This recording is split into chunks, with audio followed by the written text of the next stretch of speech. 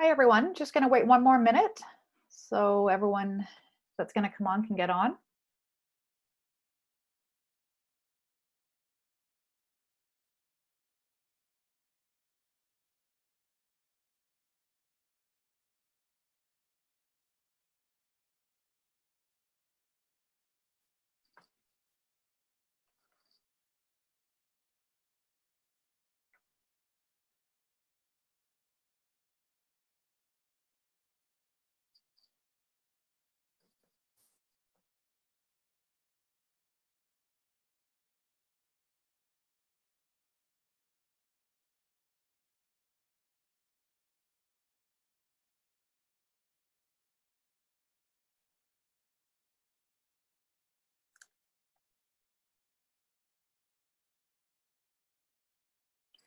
Okay, I'm going to start. So welcome to week 4, 4516. I'm going to try and leave my video on as much as possible. My internet has not been the greatest today, so I may have to go off. And if I don't get notice on my end that my internet is not working properly, if you're finding that you can't hear me, if you could just please reach out to me and let me know that. But as it stands right now, I'll leave my video on.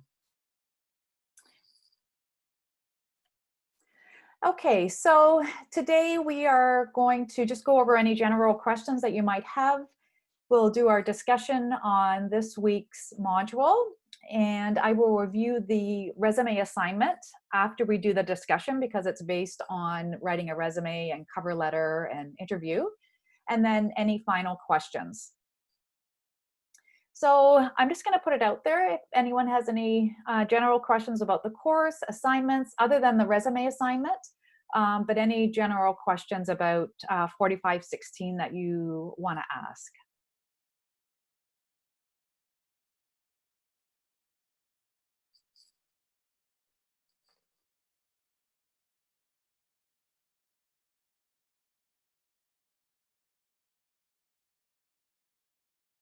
Okay, I'll move on. So we are talking about career planning and development.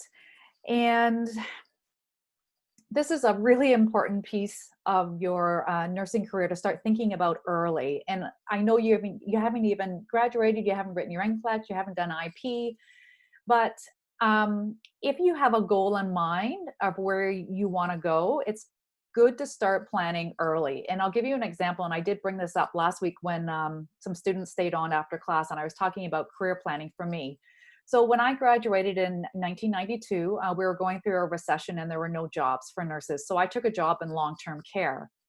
But I actually ended up doing my IP placement in cardiology and cardiac surgery, and they both really interested me. And it was something that I thought, this is exactly what I want to do.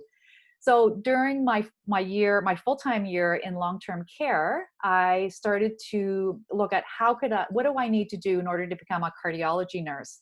And so I spoke to a couple of nurses that worked on the unit. I spoke to the nurse manager and realized that I had to complete my coronary care courses. And there's different levels of coronary care.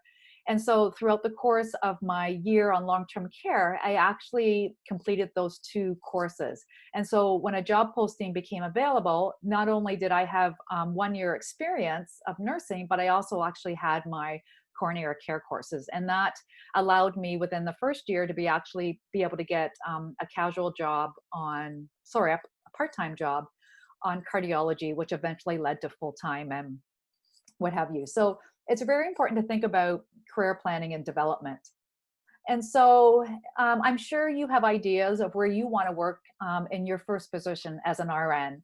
And it's typically not going to be the first job that you get. And so it's always good to keep that in mind, that it's going to be something that you're going to have to work towards. Does anyone want to share where they're hoping that they have their first position as a job, or where they're hoping to work?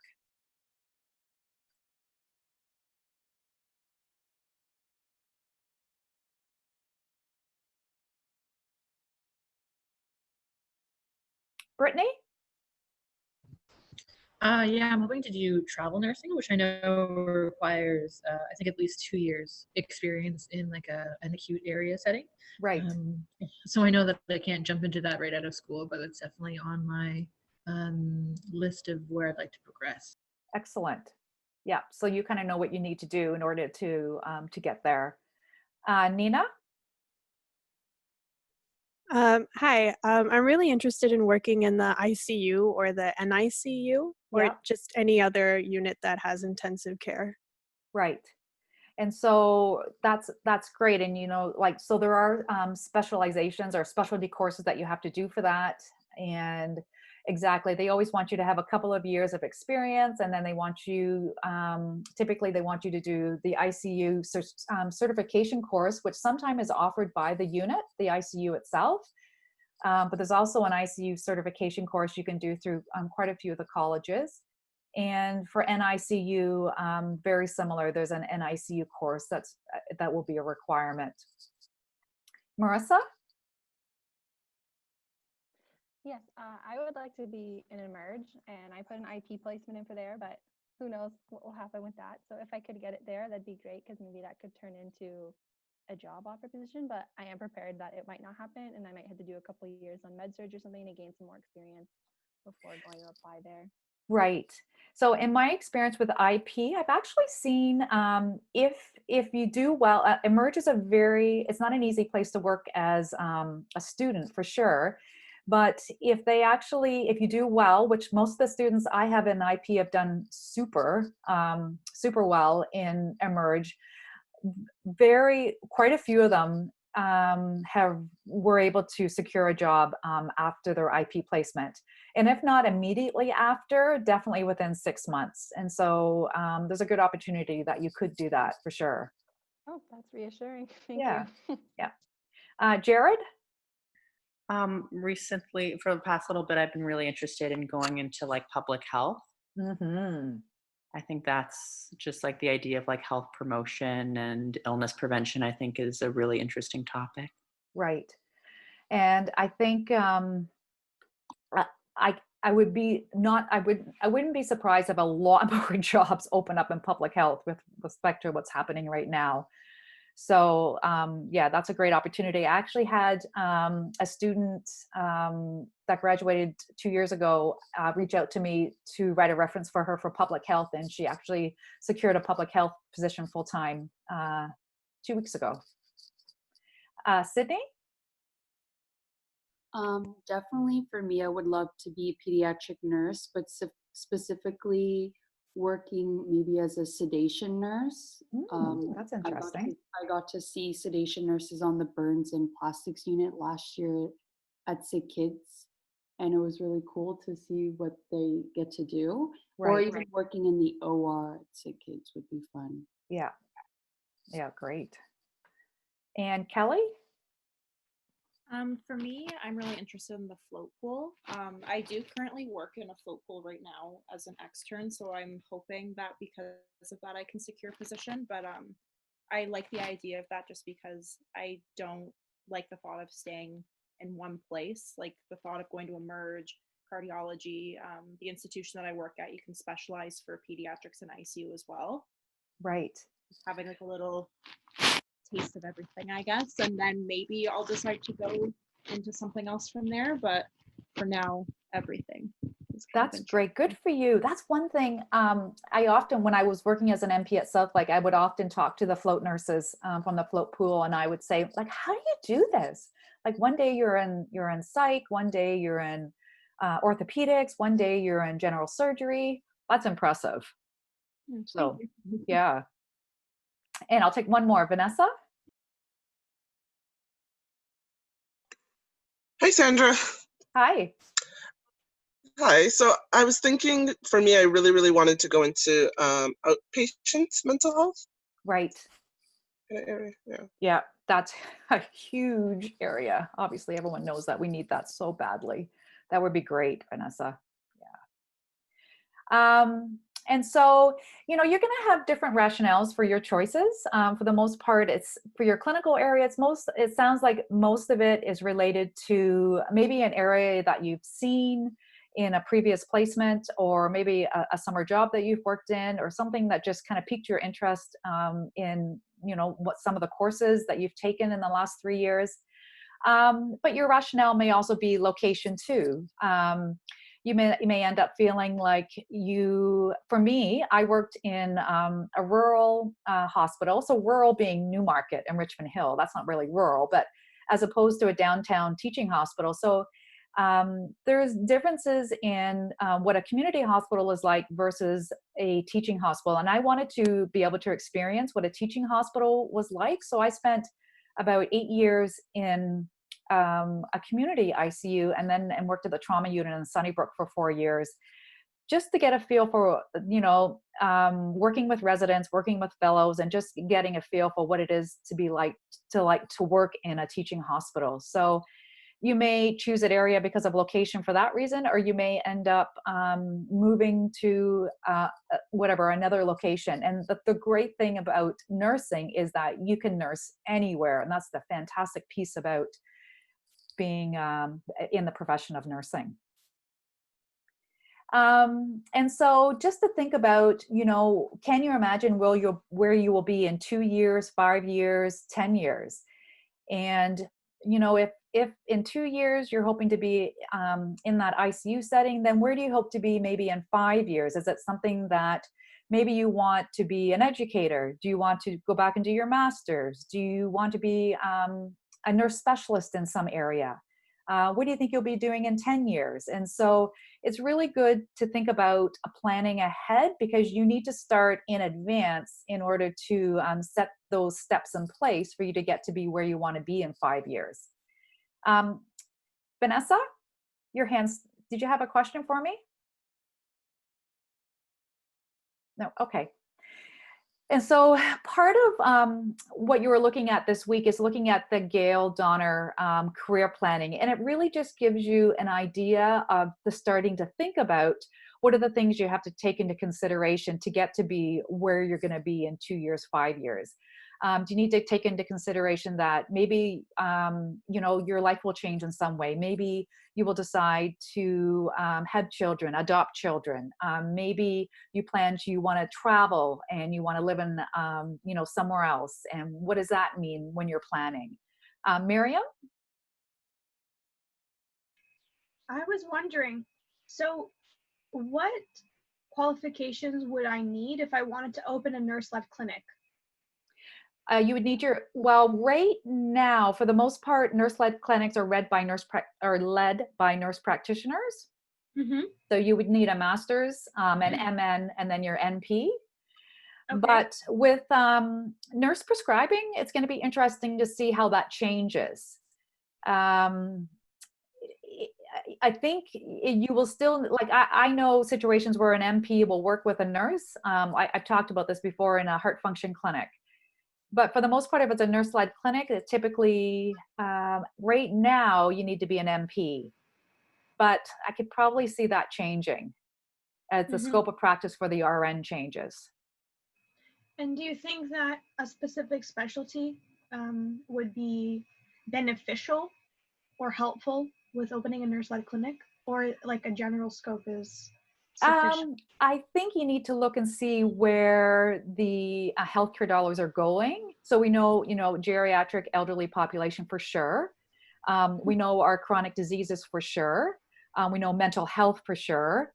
So, just looking at what's happening within our healthcare system is probably what I would gauge on what type of nurse-led clinic is going to be required for our healthcare system. And also, when that happens, when I want to open it, do I need to secure my own funding to open that clinic, or is there programs through which you can apply with the healthcare system if you want to open that clinic? Right. So for the NP-led clinic, it's typically the Ministry of Health will identify that there is an area that requires primary care providers. And so they will support the opening of an NP-led clinic in it's typically rural areas or areas obviously that don't have enough primary care providers. So it comes through the Ministry of Health. Mm-hmm. Okay, Thank you. Sydney?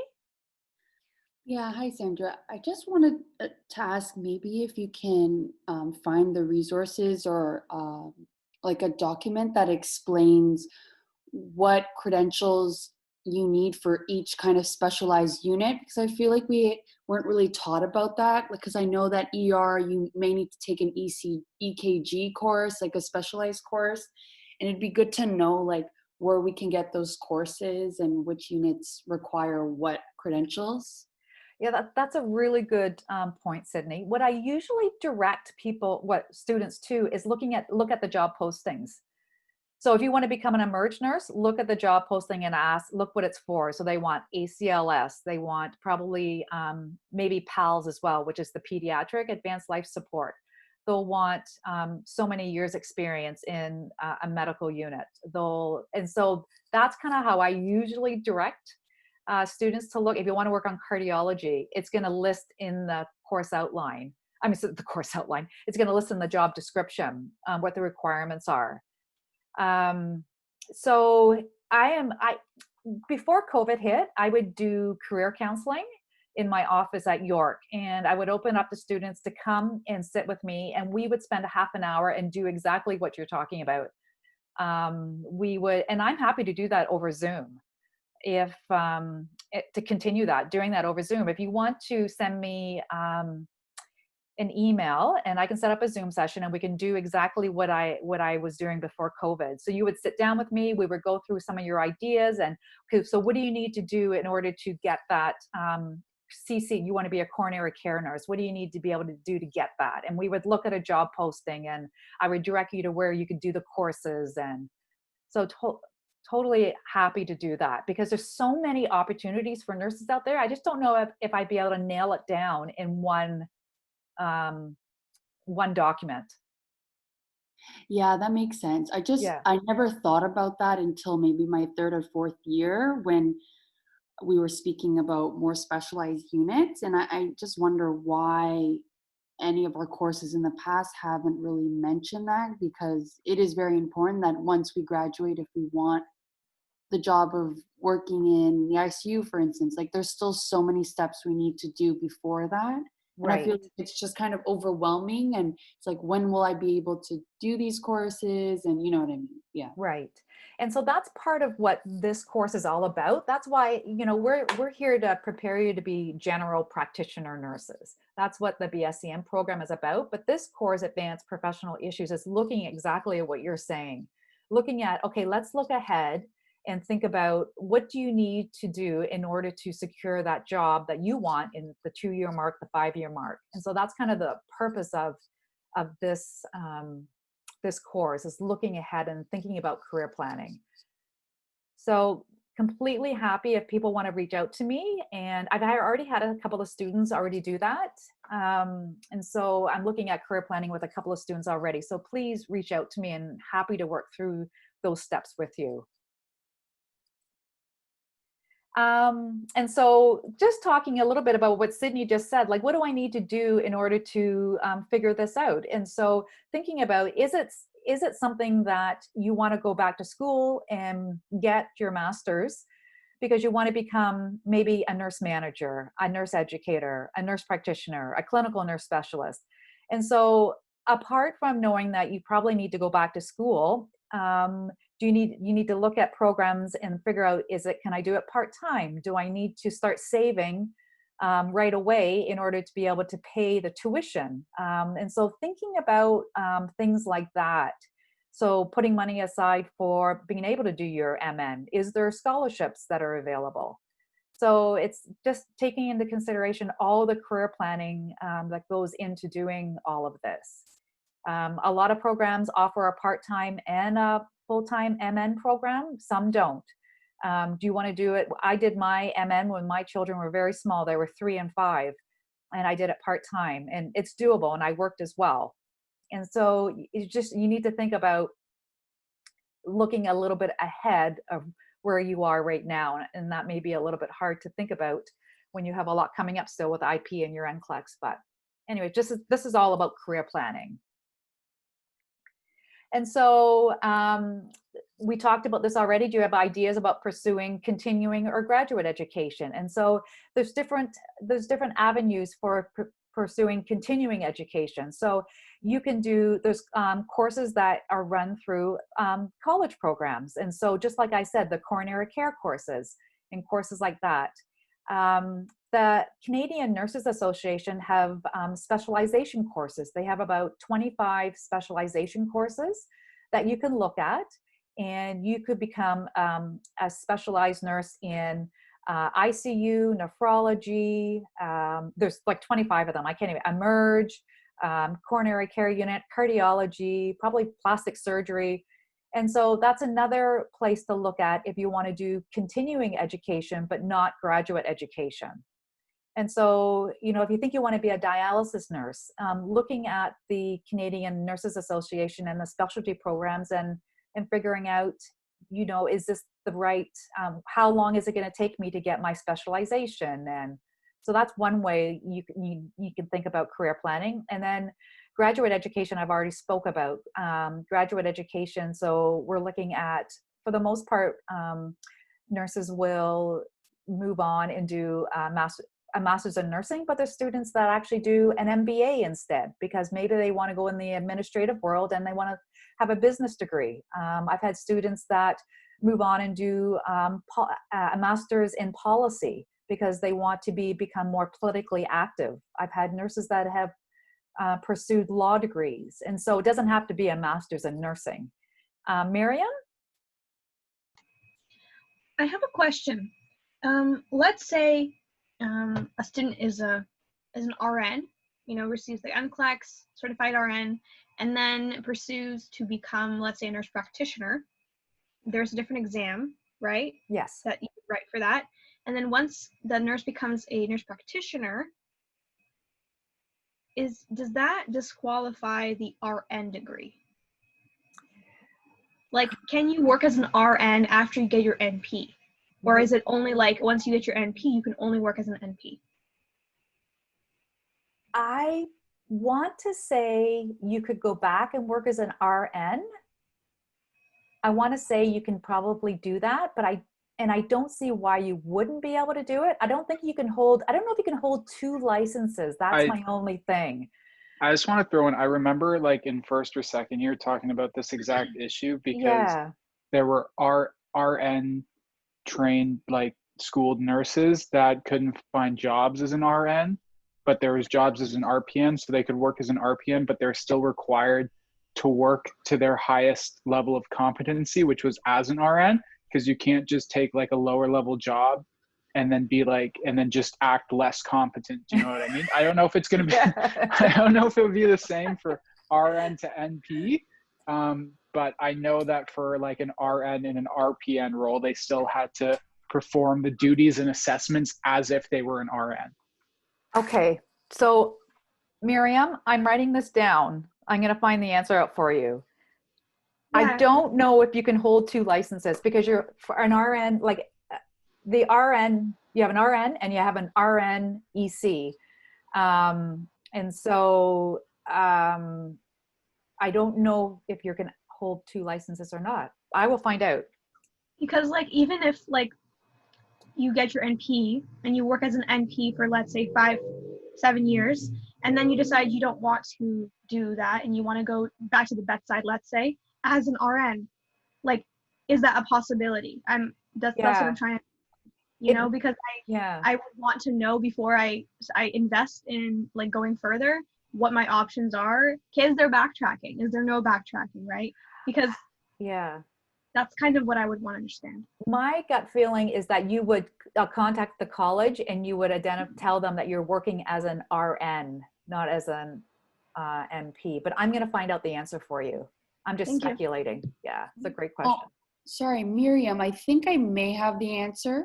I'm not 100% sure if I can just say what I've learned, Sandra. Go for it.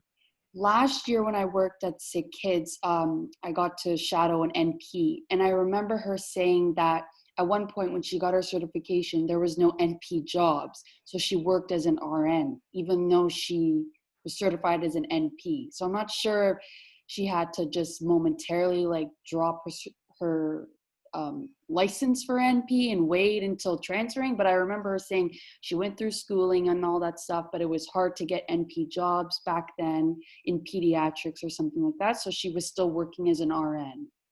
Yeah, I've seen that situation too, Sydney. So yeah, it makes complete sense, but I'll just find out from the college what the actual guideline is about that. Thank you. Yeah. Alex? I was just going to say I had an example because my CCD last semester, she's actually a nurse practitioner at a doctor's office, but she's simultaneously working as an RN in the ICU at a hospital here. So she's able to do both. Okay. That's great. Yeah, that's good. So that sounds like it's doable, but I'll, as I said, I'll ask I don't like this. It sounds right, but let me just ask the college to make sure what the stipulation is behind that. Yeah. Okay. So these are all just questions I'm putting out there for you to think about. And so what do you need to support your plans for further education? So thinking about, salary, income, saving for further education. Is further education meaning that you need to go from a full-time status down to a part-time status? And so it's asking those questions to maybe other nurses that have been through further education and finding out what sort of things that you need to think about as you plan for further education. So what could get in the way of you furthering your education? So thinking about some of the things that may pop up, as in COVID. We never thought that COVID would come into play, and it has. And a lot of programs that, there's a program at U of T, a nursing program that was hoped to get off the ground in September, just this past September, and it didn't. And so things like that could get in the way. Life can change fairly quickly, and so just thinking about what may be a barrier that could get in the way of you furthering your education. So it's another thing to think about. And then lastly, do you currently have a mentor?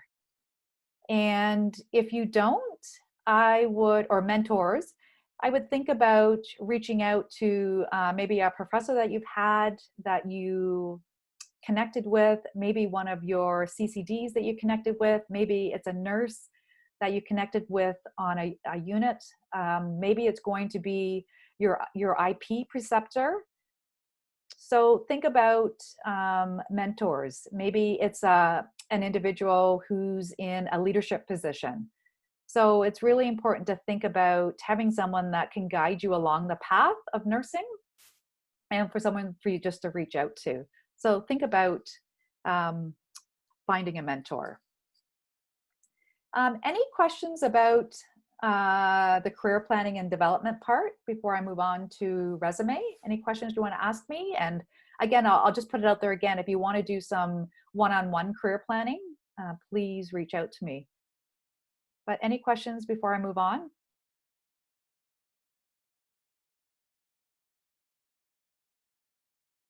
Okay. Oh, Miriam? I just wanted to clarify.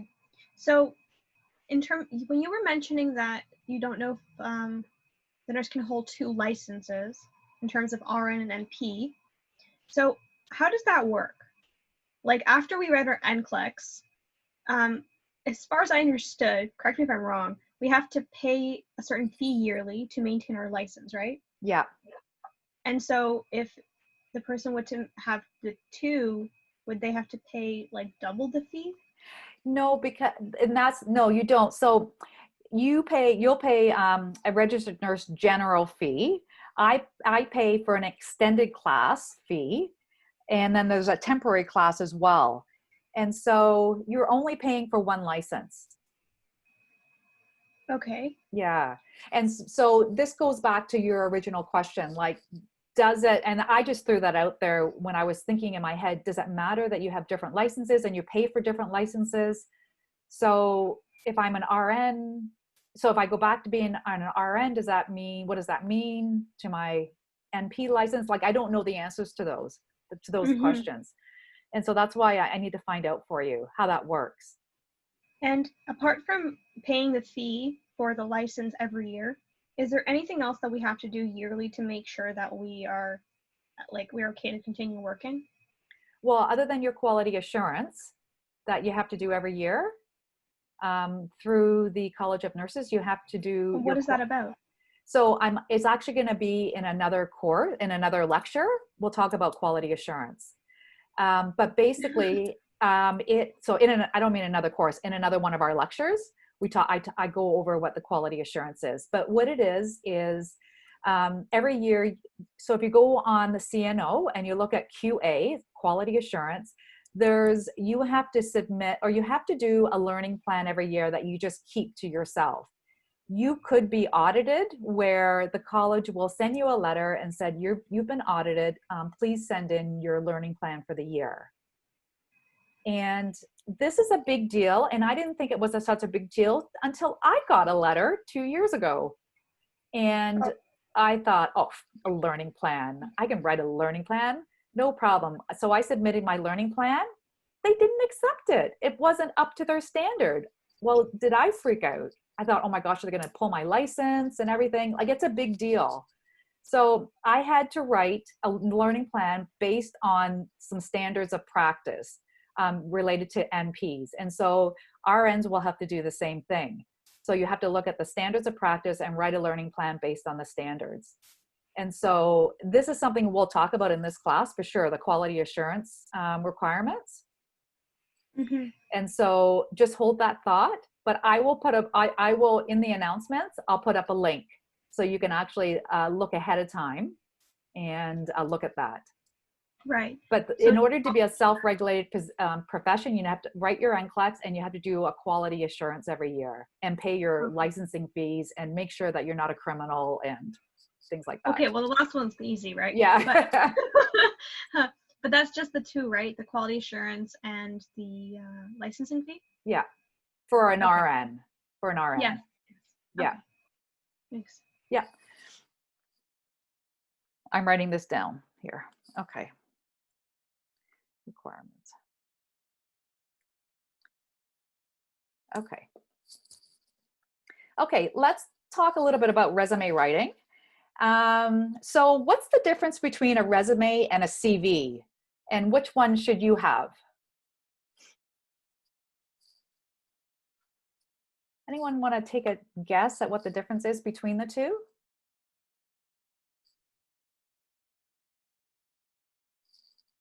Dylan?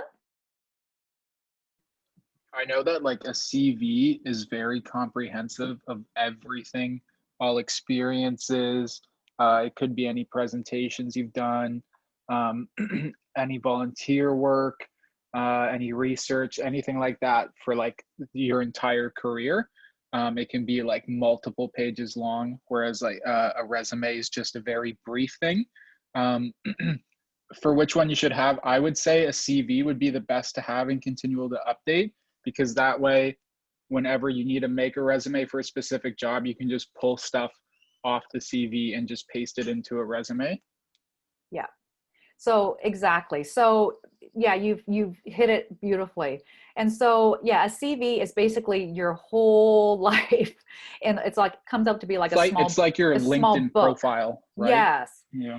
And so for my CV, it's everything that I've ever done in my whole nursing career, and every single presentation that I've been involved in, every single course that I've taught, you know, my volunteer work, it's everything.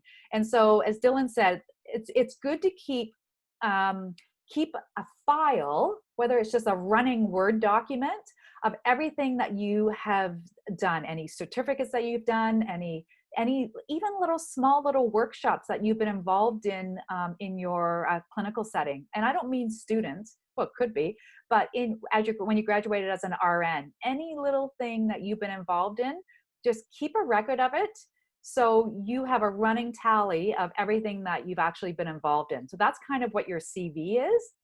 And then the resume is just like a snapshot of, hitting the highlights. It's really specific. It's fitted for the job that you're applying to. And you will just pull from your CV like what fits for this particular job. And so that's the difference between and for the two. And so which one should you have? Well, you should always, like Dylan said, have a running CV, just kind of a running document with everything. And then your resume, it's always good to keep an up-to-date resume that's fairly, generic, but you always want to update it to be specific to the job. So that's the difference between the two. Any questions about that?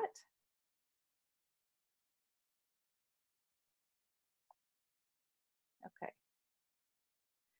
So thinking about how current is your resume. So your resume is you probably haven't written a resume for a new grad position, but your resume is probably fairly current for whatever summer job you just had. Maybe you're actually in the process because of IP, you have to develop a resume for a specialty area. And just a note on that, not all hospitals require specialty areas students to send in a resume. So I actually had an email from a student concerned that she had also applied to the Emerge department in her IP, but wasn't required to submit a resume. Don't worry about that. It's basically, it's based on the hospital or the clinical setting, and it's not generic across the board. Typically, I see them in IP for students that are going into an ICU setting or an NICU setting. Very, very common in NICU that you have to submit a resume. Anyways, how current is your resume? Just try and keep the key point here is try and keep it as current as you possibly can. Keep it up to date. So what skills, knowledge, abilities, etc. should be in your resume when you apply for your first RN position? What do you think should go in there?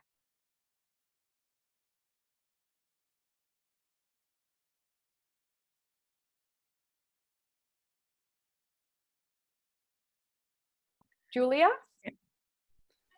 All of our clinical experience.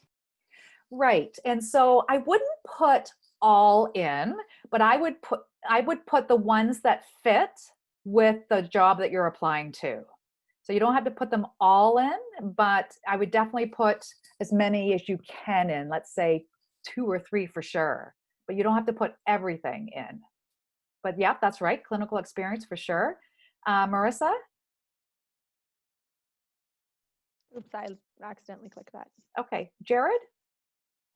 I've often heard sometimes that when you're applying for a job, like if you're applying for a nursing job, to sometimes add an experience that may not be nursing related, just to show that you have had other experiences.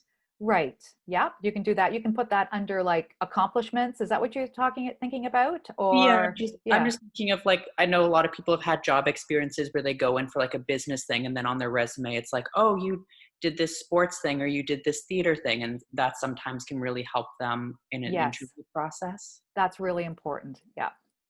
Yep.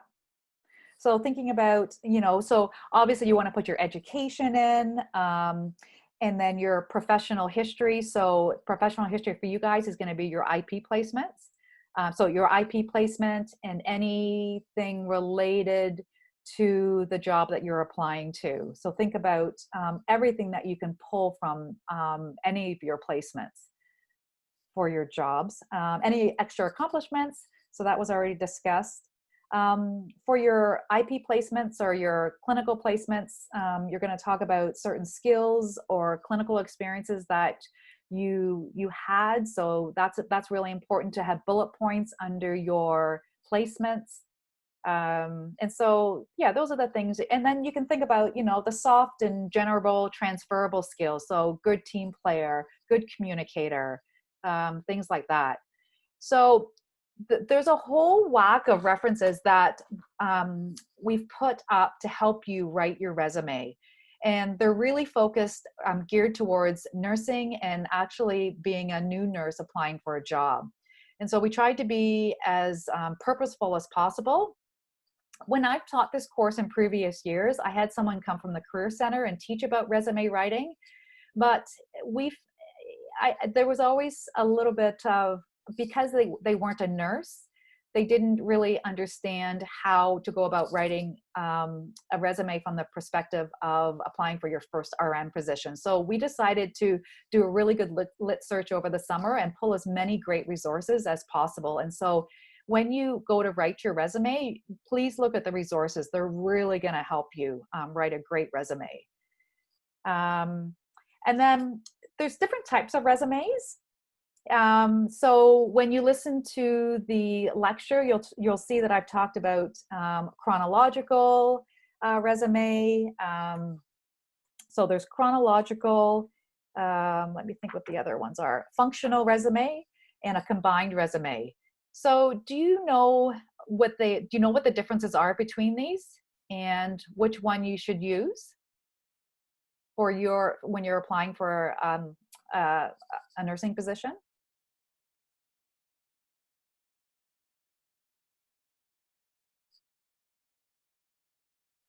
So you may not have time yet to look at, because I've just opened up this week, and you may not have time to look at the resume, but the other resume info. So chronological is basically you're writing, we call it reverse chronological. So you're writing with your last placement first. So you would write your information at the top, and then you do your education. And then when you start writing about your clinical experiences, you would start with your IP. And then the next one would be, whatever one you had in med surg, and then the next one would be after that. So a chronological is looking at really specifically taking each clinical placement and highlighting what skills you learned under each clinical placement. As opposed to functional is just looking at skills. And so you're not organizing them into clinical placements. You're just going to list a bunch of skills on your first page of your resume. And so not that you couldn't do that type of resume, but for applying for an RN position, you want to be a little bit more specific, and you want to showcase that you've had certain skills in certain clinical placements.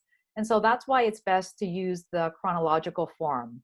And this will make a lot more sense when you dive into the resources that are up on eClass. And then how do you decide on the type of resume to use for a specific position? Well, I've already just discussed that. I would recommend that you use the chronological resume when you're applying for a nursing position.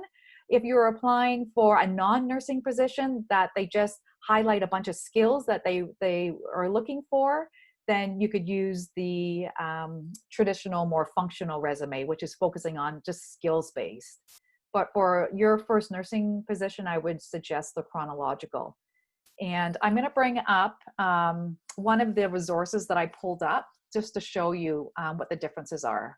So let me just do that.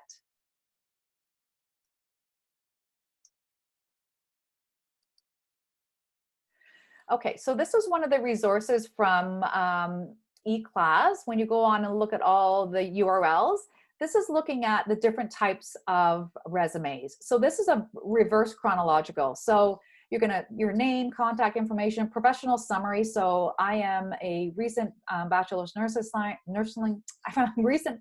Nursing Science candidates or whatever, looking for a job position, blah, blah, blah. So a professional summary.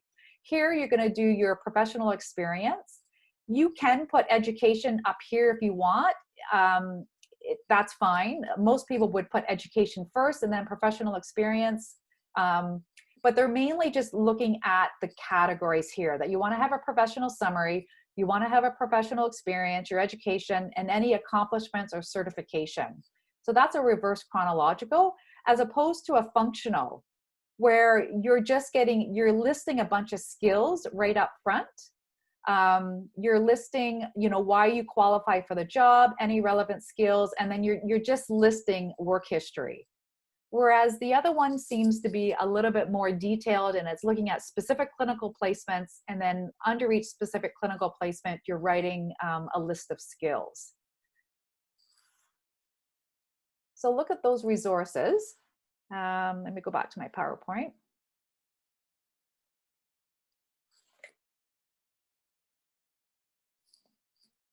just going to bring up my screen here for participants. Okay, Julia? Sorry, I was just wondering where on Moodle we can find these resources. So if you go under in the module on the assessments or the assignments that are going to need to be handed in, there's a chart that shows you when they're due. Right under that chart, there's 4 folders, I think. One is op-ed, one is resume, and one is the made paper. If you click on the folder for resume, it's going to show you the outline for the assignment. It's going to give you the rubric, and then it's going to give you a Word document with all these URLs. Okay, yes, I see. It's full of really good information that you can use to write your resume. Okay, perfect. Thank you. Okay. Any other questions before I move on to cover letter?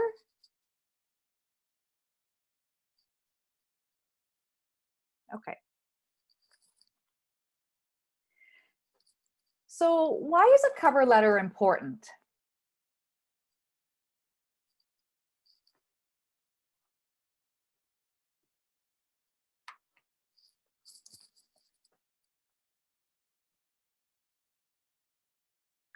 So, yeah, Dylan, go ahead.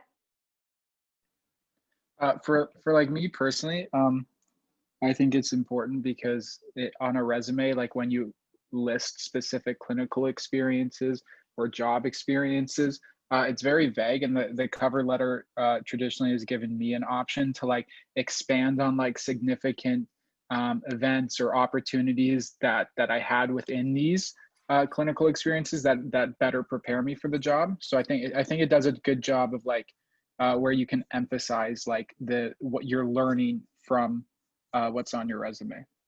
Yes. Yep. Nina? I was basically going to say the same thing that Dylan said, but I think a cover letter lets you specifically like address the employer within the letter. Right. Yeah. And it's letting you show how you fit with what's required in the job. And so you can pull out the key things from the job description and make sure you put them in your cover letter, like some of the key ones. So when I've read many cover letters and resumes for RNs applying to jobs on cardiac surgery at South Lake.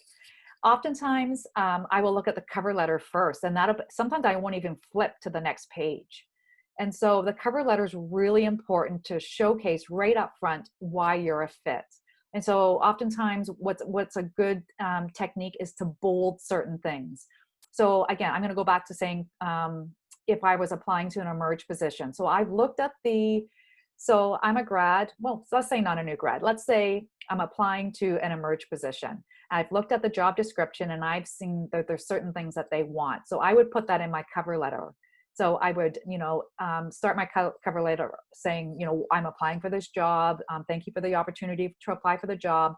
But in the main body of it, I would highlight, as you will see in my resume, I have completed the coronary care courses 1 and 2, and I've been certified as an ACLS and PALS, which is the Pediatric Advanced Life Support certificate. Like you would highlight that right up front. So all of a sudden the employer knows right away that you're a fit. And then you could say, I've had 2 years experience on a medical surgical floor, whatever that the requirements are in the job description, you kind of want to put in that cover letter. And as Dylan said, and then you want to be able to embellish on a couple of things that they've asked for, that they ask for a great team player. Explain why you're a good team player. Maybe in a couple of sentences, highlight, an important time that you were a good team player or what have you. But it's really, your cover letter is really based on picking out the highlights from the job description and making sure that you show that you're a good fit. So it's really important. So make sure you use a cover letter. What should be included? So I think I've highlighted most of the stuff. When you listen to the voice recorded lecture for this week, I go through what's required for a cover letter. Typically it's a single page. And it's going to be really, you're showing why you should be hired. So you want to showcase those important things. Cassidy, did you have a question? Hi. Hi. I was wondering if there's anything that we should like avoid adding to the cover letter. Sorry, you're just breaking up, but you asked if I could provide a letter, an example? Is there anything that we should avoid adding to the cover letter? Avoid adding?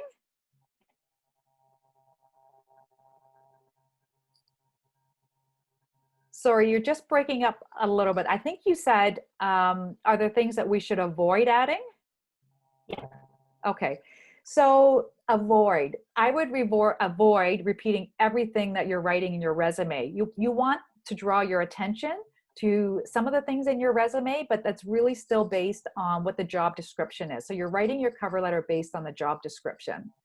I would avoid talking that it's all about me as the person applying. You want to show to the organization what you can bring to them, why their organization is somewhere that you think is a good fit. And it's not about you and the cover letter. It's all about the organization and the job that you're applying to.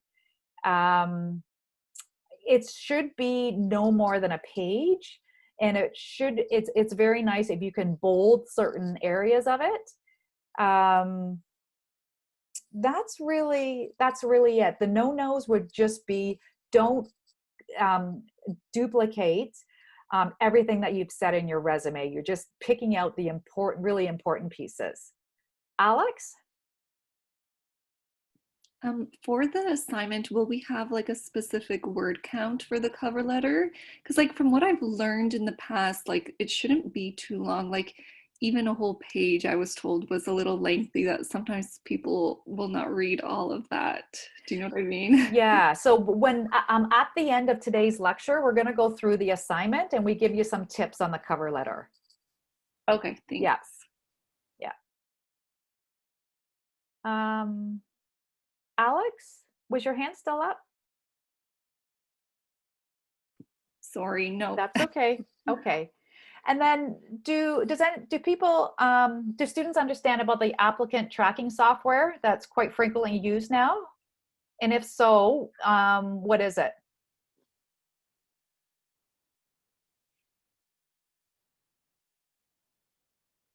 Marissa?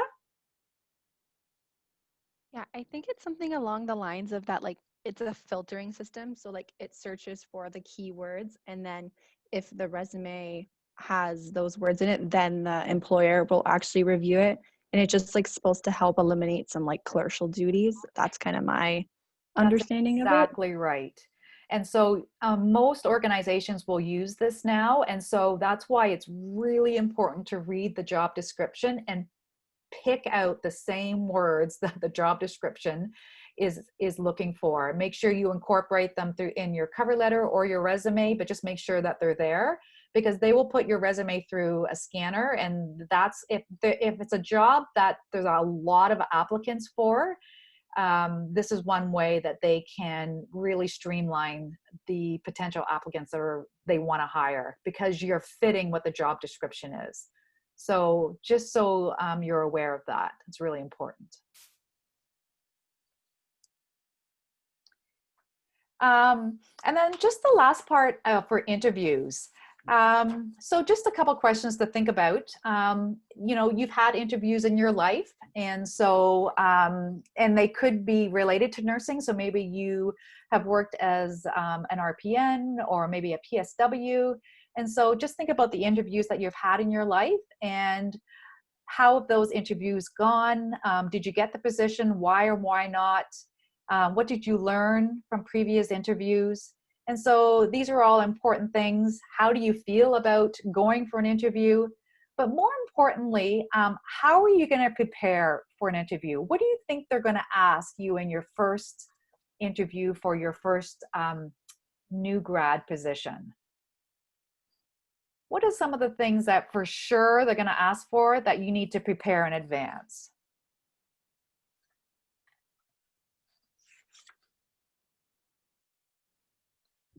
Like how to deal with clinical scenarios? Yes. Be prepared if you're applying to a job that's I don't know where, let's say a surgical job. be prepared to be able to answer a general job about surgery. So typical things for post-op patients, you know, giving narcotics, things like that. What do you do if your patient, you've given Dilaudid and they become a decreased level of consciousness? What's happened? So think about the job that you're applying for. There's definitely going to be clinically focused questions. Absolutely. So just, you know, prepare yourself. Maybe if you know anyone on the unit, a nurse, another nurse on the unit, maybe reach out to that nurse and ask, what are sort of things I need to think about when I'm preparing for this interview? For clinical questions, for sure. So this is a time for you to like sell yourself. And so you want to give them a really good idea of what you will bring to their organization. So again, it's not about you, it's about their organization and what you're going to bring and how you fit into the organization. So think about the questions that they're going to ask. So they're going to ask about your strengths and weaknesses. Absolutely. So think about strengths and weaknesses. And if you're worried about taking a weakness, an example I gave in the lecture for this week, if it's a weakness, you could try and turn your weakness into a positive. So for example, you could say, maybe you have a tendency to take your time in doing things. And so that could be an area of improvement for you. But you could spin it and say, but you like to pay attention to detail and you like to provide the best care that you can possibly do or whatever. So taking a weakness and turning it into a strength. You could say a weakness could be, I'm not familiar with all the surgeries that are happening on this unit, but I understand that this unit does orthopedic surgery and they do this type of surgery. So this could be a weakness that I'm not sure about all the surgeries on this unit, but I'm willing to learn or something. So they're going to ask about strengths and weaknesses. They're going to ask about the softer skills. So tell me a time when you demonstrated certain things. You know, cultural competence is the example I gave. Tell me a time where you handled a challenging situation in your clinical experiences. These are all questions that are so common from nursing interview to nursing interview to nursing interview. So think about these ahead of time because you know they're going to be asked. And you can always probably expect a scenario too. So the example that I gave in the PowerPoint this week is you were partway through your shift when you realized that you didn't give one of your patients their medication on time. What would you do? So not that you can figure out every single question that they're going to ask you, but they're definitely going to ask you how you're a fit. They're going to ask you a clinically focused question based on the unit that you're applying to. They're going to ask your strengths and weaknesses. How did you deal with challenging situations? These are all ideas. So make sure you prep ahead of time so you have some good answers for those questions. Any questions for me about interviews?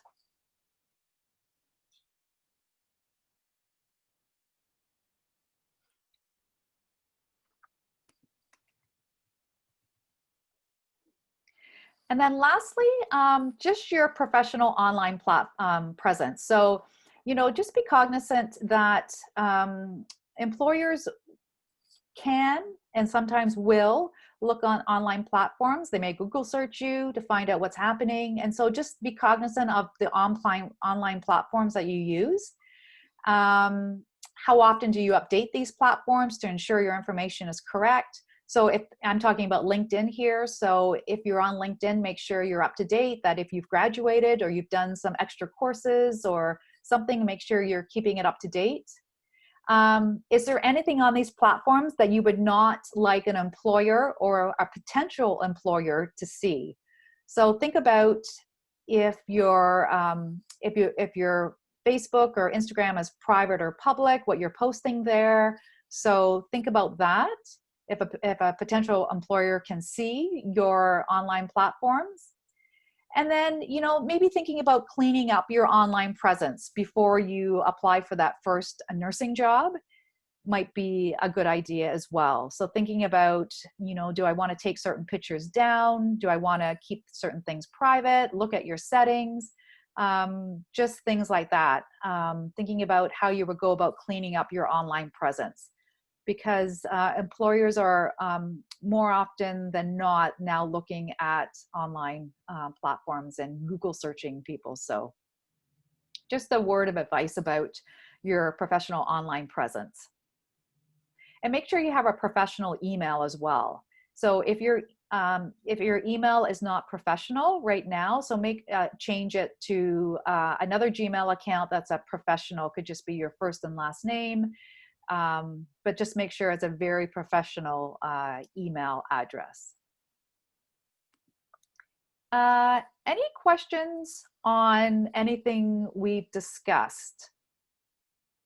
So resume writing, cover letter, interview, your online presence. Jillian?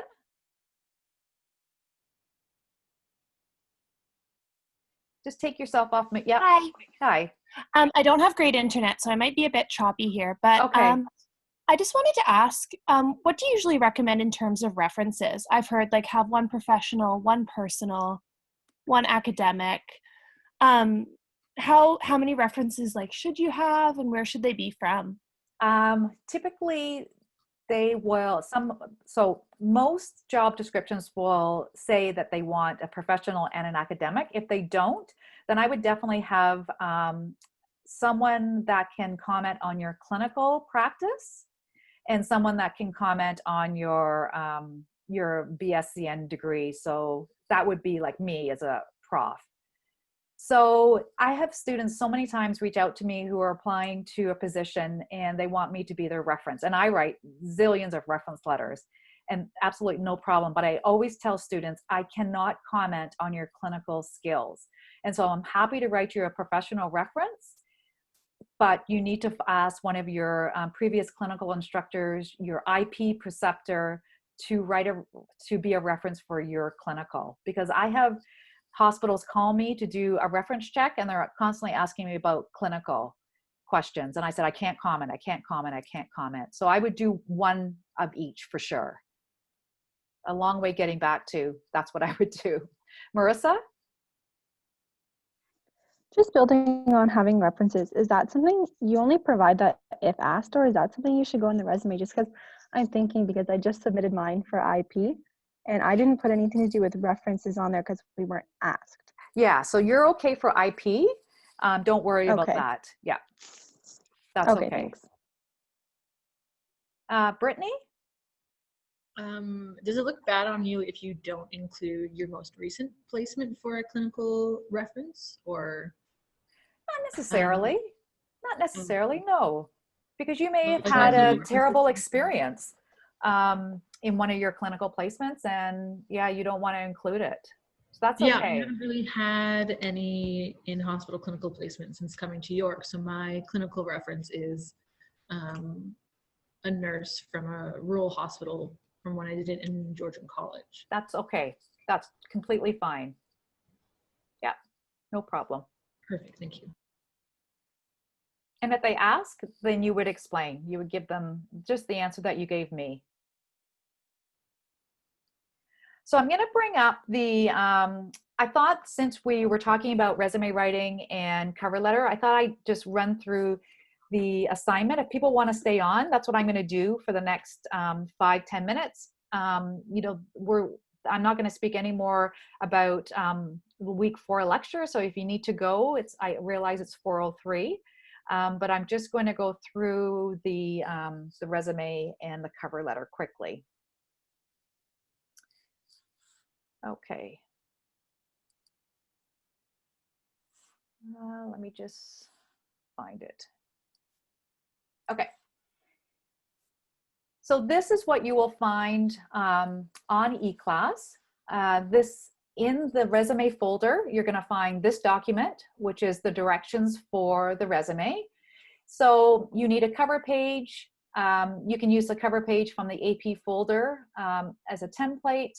use correct APA formatting for page numbering in all pages of this assignment. Please do not include references for this assignment. So this is what you will need to do.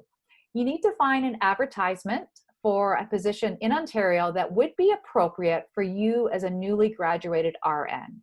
So you're going to look for jobs that aren't asking for 5 years experience, you know, things like that. So you're looking at one that you typically think, you know, I could probably apply for this as a new graduated RN. So you're going to start looking, you know, on Indeed, on Health Force Ontario, RNAO posts job postings all the time, specific hospitals, things like that. So you're going to look for a job posting on a site.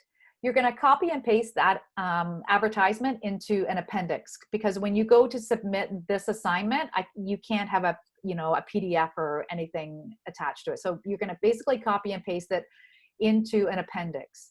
And so just ensure you're using, there's APA formatting for how to do an appendix. So just look for that in the folder on APA and correct APA.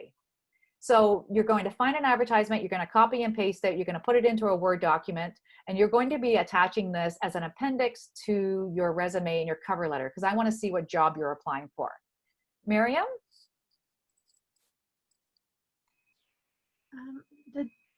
The job posting, can it be like a screenshot, like an image, or should it be just the text? As long as you can put it into, I'm just not sure. Yeah, it should be okay. A screenshot should be fine. If you can, yeah, that should be fine. If you can copy and paste it into a Word document, no problem. Okay, yeah, thank you. That's completely fine. Okay, so you've got your cover page, and now you're going to write your cover letter.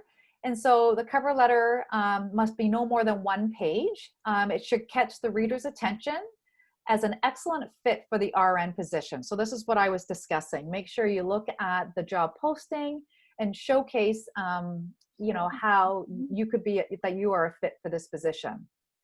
You need to clearly identify the position that you're applying for. So that's typically in the first paragraph. And also in the first paragraph, you typically say how enthusiastic you are about the role and the hospital that you're applying to. In the next paragraph, you're going to briefly describe any relevant background, so any key achievements or skills that make you an excellent fit for the position. And then again, just do not repeat the details from your resume. You might want to take a story that you've had in a previous placement to clearly show, you know, you're a fit for that role. And then the last paragraph looks at recapping why you're applying for the job and why you make a good fit. So that's what should be involved in your cover letter. Your resume is to start on a new page, and there's no specific limit on the number of pages, but typically it's 2 to 3 pages. And so obviously you're going to be clear and succinct, but you want to provide enough detail to show that you are an applicant who is worthy being interviewed for this specific RN position. Choose the best format to maximize the effectiveness of your resume. So remember, we talked about the chronological, reverse chronological, probably one of those two. Well, I would recommend the reverse chronological is probably the best format to make your resume the most effective, because you're going to talk about your clinical placements. You need a section for your education, one for your professional backgrounds, that's your placements, and then accomplishments. So anything outside of nursing and your professional background would go in your accomplishments. And then you will also provide the name, educational level, work position, blah, blah, blah, of 2 references that you think would be suitable referees, but you're not going to actually contact them and tell them that you're actually, that's what you would normally do. If you were putting someone's reference on your resume, you would contact them, email them, and let them know, or ask permission for them to be a reference. But for this case, I want you to think about 2 individuals who could be referees for you, and provide the proper details that are listed here. There's a template for feedback on the resume, and so that's basically the rubric, and you don't need to include this as part of your document. So before I move on to the template, are there any glaring questions here? Sydney? Hi, so for the references, so obviously we put that at the bottom of the page of the resume, but do we have to write their name, number, and then their certification, or do I say like academic reference, then dash their name and their info, or you know what I mean, or do I just say their name? You know what I mean? No, you would, if you can see on the screen here, I'm asking you to say their name, their educational level, their work position, and their contact information. So telephone and email address. Oh, okay, thank you. Yeah, you're welcome. Miriam? For the resume, we assume that we've graduated and passed our NCLEX, right? Yes. Like, otherwise, if, for me, this is like my first degree. So, I mean, I haven't finished yet. Do I put that it's complete on the resume? Does that make sense? Yeah, no, I know exactly what you're saying. You can put it as either or. Let me think. This is a hard one. You could put it as where you are right now. So it would be, you would put tentative graduation in 2021. So when you're talking education, you would say BSCN, tentative graduation, what it's going to be, April 2021. Right, probably because you mentioned that you're applying to a job posting for a new grad. Yeah. But we haven't graduated, so. Right. Yeah. I've also seen expected April 2021 too. You can do that too. That's good. Yeah. And so qualifications, BSCN, like we haven't really finished that. You would put that BSCN, and then you would put like either expected or tentative graduation date. Yeah. Okay. So, this is just like, we want you to get a feel for writing a resume and have a resume ready to go for when you do graduate. So we want something for you to be able to come back to and say, okay, this is how, I learned this in fourth year, and, be able to come back to this as a template. So right now it's awkward writing, where you're applying for a new position, but you haven't graduated. So that's the awkwardness about it. But it's more so just getting into what are some of the things that you would write from your past clinical placements to show that you might be a fit for this position. And that's what we want to try and get you to start thinking about and doing. Okay. So it's very mock. Yeah, it's mock, but it's just kind of giving you an idea of when you go to apply for that first job, what it should look like. And for us to give you feedback on what you could improve for your first job. Thank you. Victoria? Just a question about the contact information for references. Yeah. Oh, like if I have emails, do I need emails and phone numbers? That's what you would typically put if you were writing a resume. You would put both. Can I fake a number if I don't know their phone number? Sure. Yeah. Okay, thanks. Again, it's just getting you into the idea of this is how you would include it in a real resume. Sydney? Hi, Sandra. I wanted to ask if it's possible, maybe if you can reach out to maybe an HR person from a hospital setting, if they can come and talk to us or maybe give us some information more about their expectations, if that's possible. So we have done that every year in the past, and we found that sometimes it's good and sometimes it's not. And so this time around, we decided to be more specific and focus on what are the nitty gritty things about needing to be in a resume. So, I mean, I can reach out and see if that individual can come and speak to our class again, for sure. But everything that I'm telling you with respect to the resume and the cover letter, this is based off of what they would expect, and that they would be telling you exactly the same thing when you come, what your cover letter should look like, what your resume should look like, and what you should be prepared for the interview. I've done lots of interviewing of RNs, huge amounts of interviewing for RNs, and looking at resumes and looking at cover letters. And this is exactly what we would look for, or what, you know, as part of a committee would look for in a cover letter and a resume. Okay, so I guess then that's fine then. I guess we don't need to speak to them. Thank you. Elena? Hi. For when we're listing stuff in our resume, sometimes, like I've heard in the past, you can put a little, like a couple bullet points just to give a quick explanation.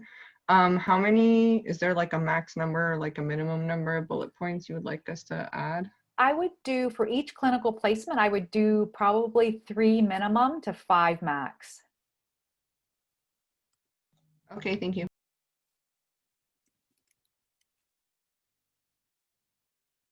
Any other questions?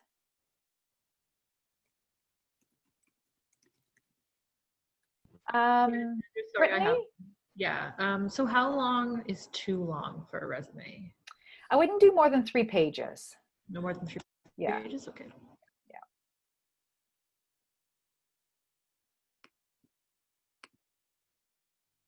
Alex, did you have a question? No. Okay. I'm going to bring up the grading template so you can just, so you're just aware of it.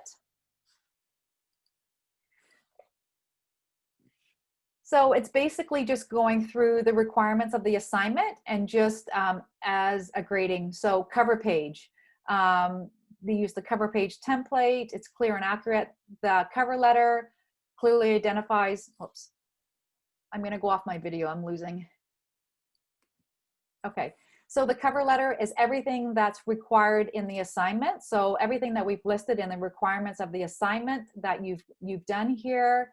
The resume, again, everything that we've listed in the requirements that you've done here. It's very straightforward. You've put the advertising in the appendix. And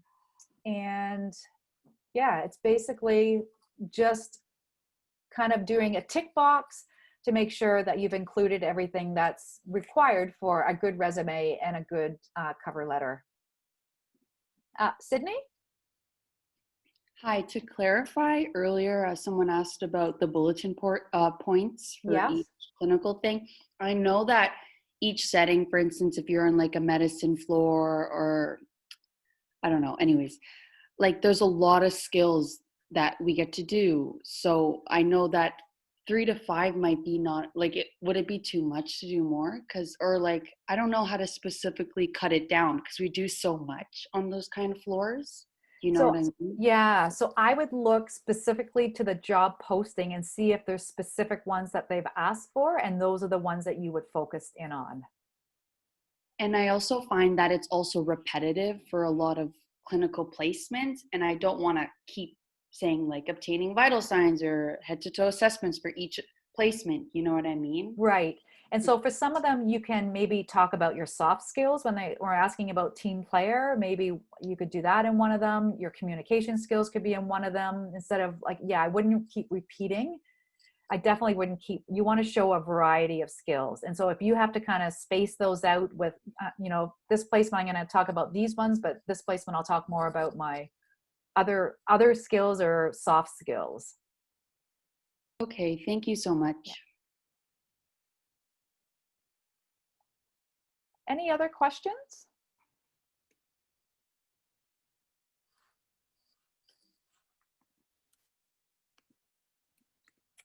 Go back to my PowerPoint here. So make sure you take a really good look at the resources that we've listed because they're really going to help you write this resume and cover letter. Make sure I'm looking at participants here. Jared? Yeah, sorry, I just had one other question. Is there, maybe it's in the URLs you sent, but is there some place that shows us just like the overall, like more formatting, like, you know, when we're in Word trying to figure out like just the overall look of it? Yeah, there are a couple that do. Okay, Yeah. thank you. Yep. Miriam? If there were certain incidents during placements where like they're good moments to show critical thinking, where would be the best area in your resume to mention that? That would be in the bullet points when you're talking about your skills. I would say if it's something in the job posting that focuses in on critical thinking, that I would do a little, I would say a couple of lines about a story that you showed critical thinking. But otherwise, put it in your resume. So your cover letter is really nailing down some of those key things that they're looking for in the job posting, and then in your resume, you're going to embellish things. You're going to really describe, you know, the things in your resume. But the cover letter is picking out some of the key things that they're looking for in the job posting. Okay, thanks.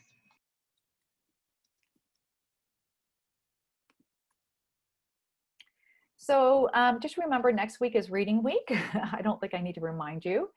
And I just wanted to put it out there that I'm around all next week, and I know some students are struggling, and some students have reached out to me for support. And if you're finding you're one of those students that are finding it really hard with online, not having limited social connection, having limited social connection with profs and your fellow students, if you're struggling, please reach out to me. Happy to speak with you over Zoom. Happy to just have an email chat with you if you want to talk by phone as well.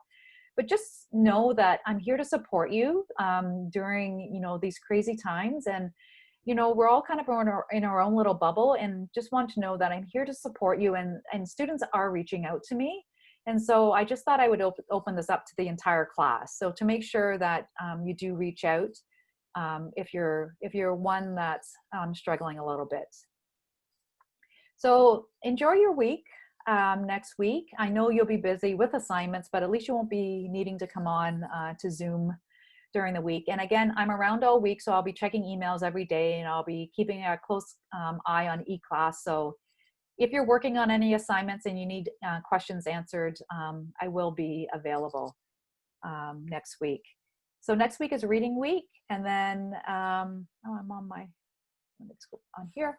So next week is reading week. So the next time that we'll see each other is on October the 20th for our Zoom, and that week we talked about transcultural nursing. And I know you've done a lot of coursework on transcultural nursing, but this is just nailing down about specifically when you head off and you're graduating, and specifically about everything that's been happening with COVID and Black Lives Matter, and over the course of the summer. So that we're going to focus in on that part. So I'm ready to sign off. If there's any more questions, Zainab or Zainab? Yeah. How do I pronounce your name properly? It's Zainab. Zainab. Okay. Yeah. I just had a quick question about IP. Yeah. You emailed us earlier saying that if you received an email from the school because you want a specialty area for IP, you might have to submit a cover letter and a resume. Yeah. I was just wondering, if you didn't receive an email, does that mean like that specialty area is not considering you? Like, did they already send out all the emails, or? No, and that's what I was trying to explain. I don't think I explained it well enough. So I've had students reach out to me and ask me exactly the same thing that you're asking me.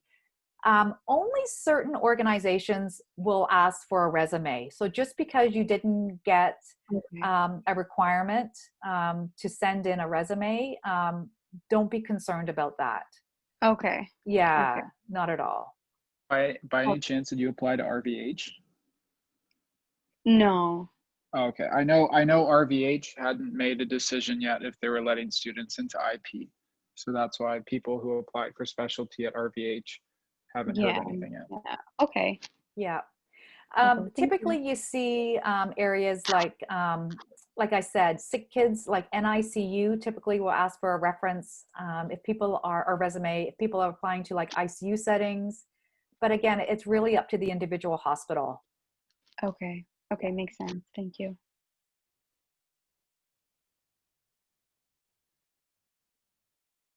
So I'm going to stay on in case people have any final questions about just anything. But other than that, so we're finished for week 4. And I hope you have a great reading week. Reach out to me if you need any support. And that's it. Zainab? Yeah, sorry. I was just wondering if you could answer a question about the global health class. I forgot to ask in the morning. Sure.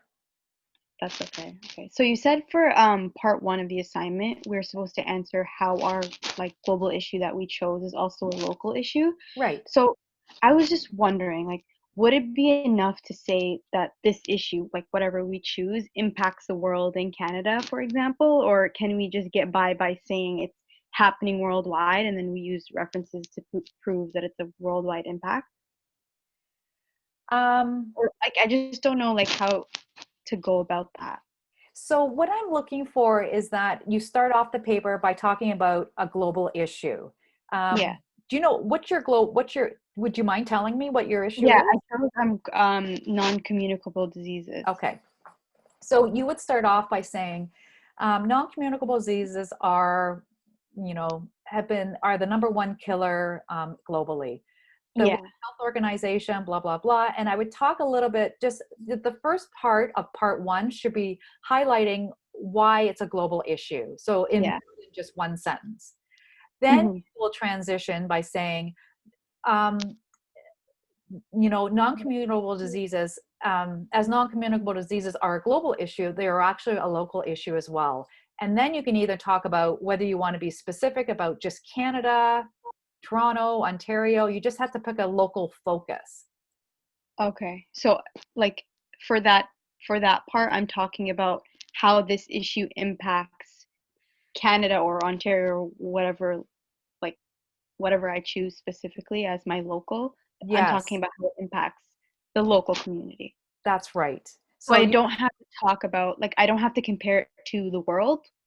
No, no. So what this assignment of what I'm looking for is that you're saying it's a global issue, and then you're going into talking about why you're saying it's a global issue, and then go into why it's a local issue here and how it affects our health system here. So you might talk about so that's more focused in on the local. Okay. Yeah. So you're on the right track. Okay. And then lastly, I was just wondering, like, would it be okay to relate like the global issue to Canada in the first part, and then in the second part, like focus on Ontario or something? Or does it have to be consistent in like both parts? Because like it was easier in the first part, it was easier to find stats about Canada, and then the second part, I thought I'd focus in more on Ontario. That'll be okay. That will still be fine because you're still providing strategies at a local level. So that's fine. Yeah. Okay, thank you. Yep.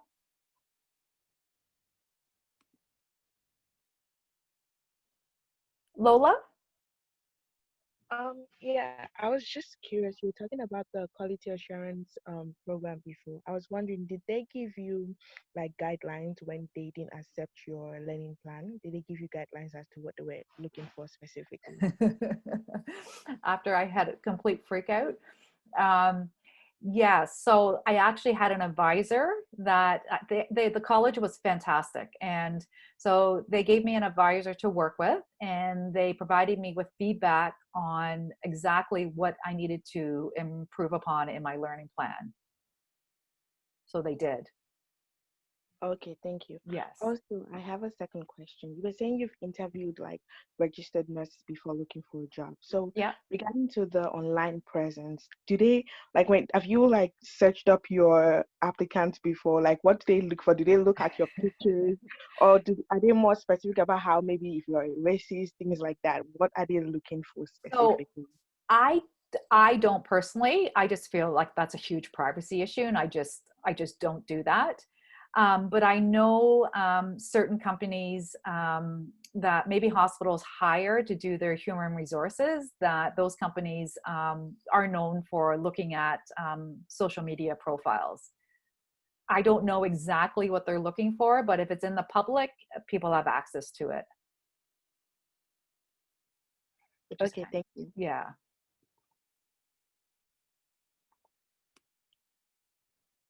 Any other questions about anything, Sydney? I was wondering if you could just help me or see if I'm on the right track for the global assignment. So my global issue, local issue, I wanted to specify the indigenous reserves of how they lack water access, or just how their water is contaminated. It's just not like good water access. Yeah. And it's like I was having a lot of struggles and trouble finding kind of like a local thing nurses can do for that, because it's very governmental. So I was thinking more so maybe nursing advocating for it, or maybe like you know how nurses are allowed to work with the government and stuff like that, to like put out a proposal or something like that, to say like, this is a huge issue, this is affecting their health, which can evidently affect their healthcare system, blah blah blah. Like, do you think that is like an okay reason? Because I'm having other troubles finding any other possible thing, because it's really, that issue is because of the federal government lacking on like funding, you know, the clean water, the, what's it called, those water plants and stuff like that. Right. So yeah, so you can go through the route of advocating to the federal government. So think about who maybe you would speak to. So who is the Minister for Indigenous Affairs? You could maybe put that in there. Maybe say you're going to write a letter or something. So you want to just make sure that it's something that you as a nurse can actually do. And so you could definitely write a letter to the Indigenous Affairs minister. You could speak about awareness. You could speak at it from, if you were a community health nurse, what you think you could do. So things like that. Education and awareness, maybe to the rest of the public. Yeah. Those are great ideas. Thank you so much. Alex?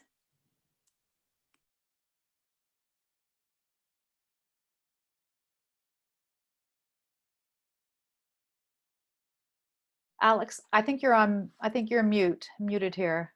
Oh, sorry. There you go. Sorry about that. That's okay. I just had a question about the assignment as well. So my topic, I chose to do mental illness.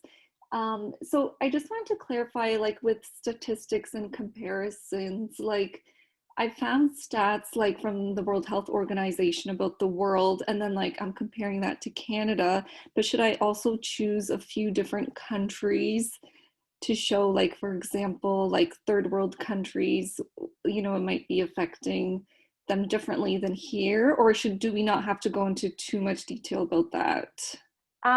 So for the global part, you can do it one of two ways. You can stay just global, like from what the World Health Organization is saying. But I'm sure when you've gone on the World Health Organization and look at mental health, they kind of give like usually a fact sheet with all the different facts. So pick out, you know, some of the ones that I just don't want one sentence saying mental health is a global health issue globally. I want you to kind of like give me a couple of facts of why it is a global health issue everywhere. And so you'll be able to get that from WHO. Yeah, but it's just more generic. I don't like focus in on specific countries like to compare, do you know? You can if you want. I've had students write it that way. So they have said mental health is a global health issue in, you know, in developing countries or in the continent of Africa, blah, blah, blah, and versus Sweden or something. You can pick a couple of different areas if you want to. That's fine too. Okay, all right. Yep. Yeah, I'll see how I fit into the word count. That's always an issue. Yeah, exactly. Okay.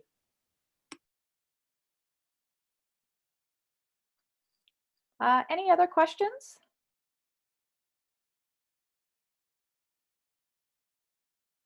I just wanted to say, Sandra, quickly, thank you so much. I feel like you've been very helpful today.